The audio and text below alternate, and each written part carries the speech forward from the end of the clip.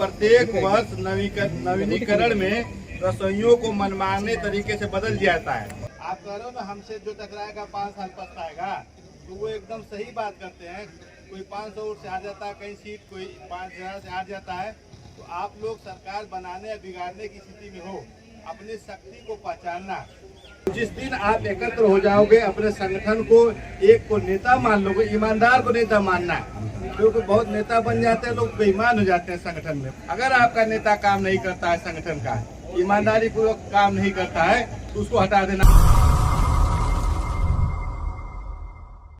कोई आपको दिल्ली सरकार की पुलिस ने आप लोगों को परमिशन दिया है। बहुत दिनों से यहाँ पे लोग जो धरना प्रदर्शन को नहीं होता है, तो मैं दिल्ली सरकार, दिल्ली पुलिस का भी आभार व्यक्त करता हूँ कि इन लोगों को आपको परमिशन मिला है। 66 रुपया आपको मिलता है। यह बात जब यहाँ दिल्ली के ऑफिसर लोग सुने, तो वो आपके प्रति उनकी भावनाएं जागृत थी। एक बार उनके लिए, दिल्ली पुलिस के लिए भी जोरदार ताली आप लोग बजा दीजिए। और दूसरी बात है, कोई भी आप यहाँ पे आप नारा लगा देंगे, लेकिन यहीं पे अपना तख्ती उख्ती रख के तब आराम से आप अपने घर जाइएगा। किसी के कहने पर कोई यहाँ पे लोग, बहुत से लोग आ जाते हैं, आपको मिसलीड कर सकते हैं कि यहाँ से चलो जी राष्ट्रपति भवन चले, यहाँ चलो, कहीं नहीं जाना है।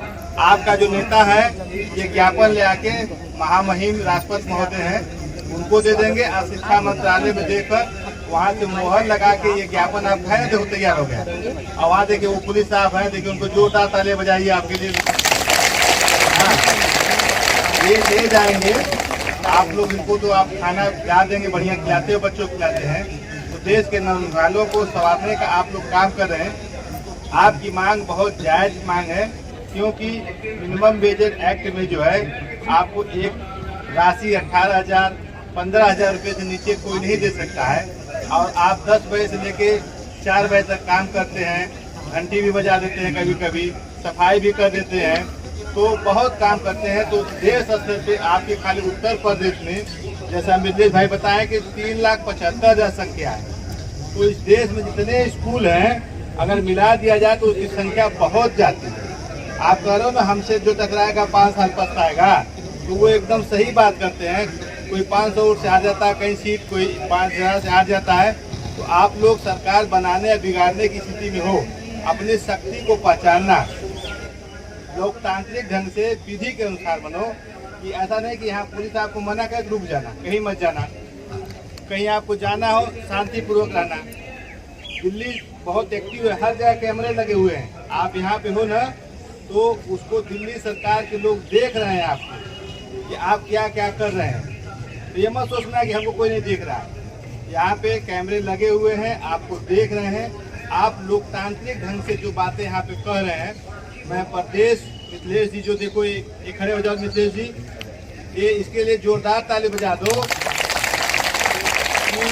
जो आप लोग जो है, इसमें कोई घर में से अपने गाड़ी से शीशा नहीं खोल रहा है, वो भी ये 500 किलोमीटर साइकिल चलाकर दिल्ली आ गया है। एक बार पूरे तरफ से मन से भी चाहूंगा कि जोरदार ताली आप जो है खड़े होकर बजा दीजिए, इसका अभिनंदन कीजिए, ताकि ये देखिए इतने बहादुर आदमी का जो है आप लोगों का अभिनंदन करना चाहिए, वंदन करना चाहिए, क्योंकि ये आपके हक के लिए जो है लड़ाई लड़ रहा है। और इसके साथ जो है ये बिजली से संबंधित हर्षवर्धन जी है, 1 मिनट, हर्षवर्धन जी है, हरीश जी है, ये लोग बिजली कर्मचारी हैं। और जो चौकीदारी लोग करते हैं, उस संगठन के लोग भी हैं। तो दिहाड़ी से काम करने वाले लोगों पर आप लोगों से निवेदन है कि आप अपनी शक्ति को पहचानो। आपकी शक्ति इतना ज़्यादा है, इतनी संख्या आपको है कि आप लोग बताओ, छत्तीसगढ़ से आ गए, उत्तर प्रदेश से आ गए, राजस्थान से आ गए। तो जिस दिन आप एकत्र हो जाओगे, अपने संगठन को एक को नेता मान लोगे, ईमानदार को नेता मानना है। क्योंकि बहुत नेता बन जाते हैं, लोग बेईमान हो जाते हैं संगठन में, मैंने देखा है। तो इसमें तय कर लेना आप लोग, जैसे आप एक टेलर होता है कि नहीं, वो नाप लेता है तो आपका बाह कितना बड़ा होगा, आपका लंबाई कितना बड़ा, तो उसी तरह से नापना आप लोग, फीता लगा के, इंच टेप लगा के आप नापना नेता को। अगर आपका नेता काम नहीं करता है, संगठन का ईमानदारी पूर्वक काम नहीं करता है, तो उसको हटा देना मैं इस मन से कहना चाहता हूँ। मिथिलेश एक संघर्ष करने वाला लड़का है और संघर्ष करने वाला इसलिए प्रतीत होता है कि इस गर्मी में जब टेम्परेचर 48 डिग्री है इसमें आता है। मैं आभार व्यक्त करूंगा हमारे साथियों का जो चतुर्थ कर्मचारी संघ के लोग आए हैं और दिल्ली में हमारा समर्थन करते हैं। ये दिल्ली के बड़े नेता लोग हैं पूरे कर्मचारियों के, आप लोगों को काम करने वाले, इनका भी जोरदार ताली बजाकर जो है आप यहाँ स्वागत कर लीजिए। मैं अपने सोशल मीडिया यूट्यूब के बंधुओं से विशेष करके सभी साथियों को आभार व्यक्त करना चाहता हूँ।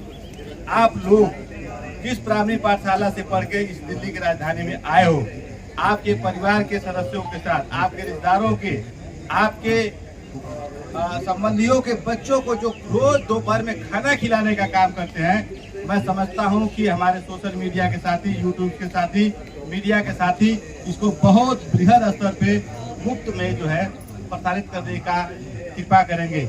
इन्हीं के साथ मैं कहना चाहता हूं, मध्याह्न रसोइयों का जो ये ज्ञापन है, क्योंकि मीडिया वाले लोग आ गए हैं, रिकॉर्ड कर रहे हैं, इसलिए मैं इसको पढ़ देना चाहता हूँ। जो लिखा गया है मध्यमान में उसको मैं पढ़ देता हूँ ताकि आप लोग जाने कि आपकी क्या क्या मांगे हैं। ये लिखा है पत्रांक संख्या 17 दिनांक 12/6/2023 ज्ञापन सेवा में महामहिम राष्ट्रपति महोदया भारत गणराज्य राष्ट्रपति भवन नई दिल्ली, माध्यम श्री मंत्री शिक्षा मंत्रालय नई दिल्ली महोदया, विनम्र निवेदन के साथ आपको अवगत कराना है कि भारतवर्ष में निविदा संविदा मजदूर कर्मचारी एवं अन्य कामगारों का आर्थिक और मानसिक शोषण अनुबंधित कार्यदायी संस्थाओं, विभागीय अधिकारियों, निजी कंपनियों के मालिकों द्वारा बड़े पैमाने पर किया जा रहा है, जो कि न्याय संगत नहीं है। उक्त प्रकार के कर्मचारियों की मांगे निम्न है। शिक्षा विभाग में कार्यरत रसोइया कर्मचारियों की प्रमुख मांगे, आप लोग जोरदार तालियां बजाइए, आपका है। भारत माता की, भारत माता की, भारत माता की, हक दो, हक दो, हक दो, हक दो, हक दो, हक दो। उसमें पहली मांग है प्रत्येक वर्ष नवीनीकरण में रसोइयों को मनमाने तरीके से बदल दिया जाता है। शासनादेश संख्या 435/1 89/6/2000 20 अप्रैल 2010 के रोस्टर 3 और 4 के पैरा 2 में शासनादेश संख्या 1195/98/3/19 दिनांक 4 अक्टूबर 19 के प्रस्तर 3 के क के बिंदु में बाल्य पढ़ाने की शर्त जैसे दोषपूर्ण व्यवस्था को समाप्त कर दिया जाए और अस्थायी करते हुए चतुर्थ श्रेणियों का दर्जा दिया जाए। अब ये कह रहा है कि जैसे आपका लड़का है पढ़ने वाला, अगर वो लड़का नहीं पढ़ेगा तो आपको नौकरी रखा दिया जाएगा। भाई हमको हमेशा रोज बच्चा नहीं पैदा करना है, तो ये तो न्याय संगत बातें हैं, इसको हटाया जाए। दूसरी बात कह रहे हैं चंद्रावती देवी बनाम उत्तर प्रदेश सरकार को माननीय उच्च न्यायालय इलाहाबाद द्वारा पारित आदेश संख्या 99/27/2020 दिनांक 15 दिसंबर को लागू किया जाए। इस लागू कराने के लिए मिथिलेश ने माननीय सर्वोच्च न्यायालय में मुझे वकील किया है कि आप हमारे केस को करो, इसलिए आपको आभार। तीसरी मांग है नियुक्ति के उपरांत के वर्तमान वर्ष तक जनवरी व जून का मानदेय अन्य मानदेय कर्मियों की तरह दिया जाए। अब बताइए ये कितना अनोखा विभाग है कि 12 महीने का तो आप काम कराते हो लेकिन 10 महीने का वेतन देते हैं। हमको 12 महीने का हमको वेतन चाहिए, ये मांग हम इसमें लिख रहे हैं। जोरदार तालियां बजाकर मुझे स्वागत कीजिए। इसके बाद उत्तर प्रदेश कॉर्पोरेशन लिमिटेड के अंतर्गत कार्यरत जो है उनकी प्रमुख मांगे हैं। फिर इसके बाद जो मांगे हैं उत्तर प्रदेश प्रांतीय रक्षक दल PRD जवानों की मांगे हैं, अन्य कामगारों की मांगे हैं। साथियों मीडिया में ज़्यादा बातें आ जाएंगी तो मैं 1-2 पैरा उसमें से पढ़ देता हूँ। कार्य के दौरान बिजली की चपेट में आने या खंभे से नीचे गिरकर घायल हुए कर्मचारियों को कैशलेस सुविधा उपचार कराया जाए। दुर्घटना में अपंग हुए कर्मचारियों को क्षतिपूर्ति व जीवन यापन भत्ता दिया जाए तथा मृतक कर्मचारियों को प्रतिदिनों को 10 लाख रुपए का दुर्घटना हित लाभ दिया जाए। जोरदार तालियां इनके लिए बजाइए आप लोग, इतनी बड़ी मांग रहे हैं। और इसके बाद कह रहे हैं कि मार्च 2023 में हुए आंदोलन में हटाए गए कर्मचारियों को कार्य पर वापस लिया जाए तथा कर्मचारी पदाधिकारियों के खिलाफ दर्ज की गई प्राथमिकी को वापस लिया जाए, ये भी बहुत रिजनेबल मांगे हैं। इसके बाद जो है हमारे जो प्रांतीय रक्षक दल जो है उनकी मांगे में पढ़ देता हूँ। ये प्रांतीय रक्षक दल PRD जवानों को समान कार्य का समान वेतन दिया जाए।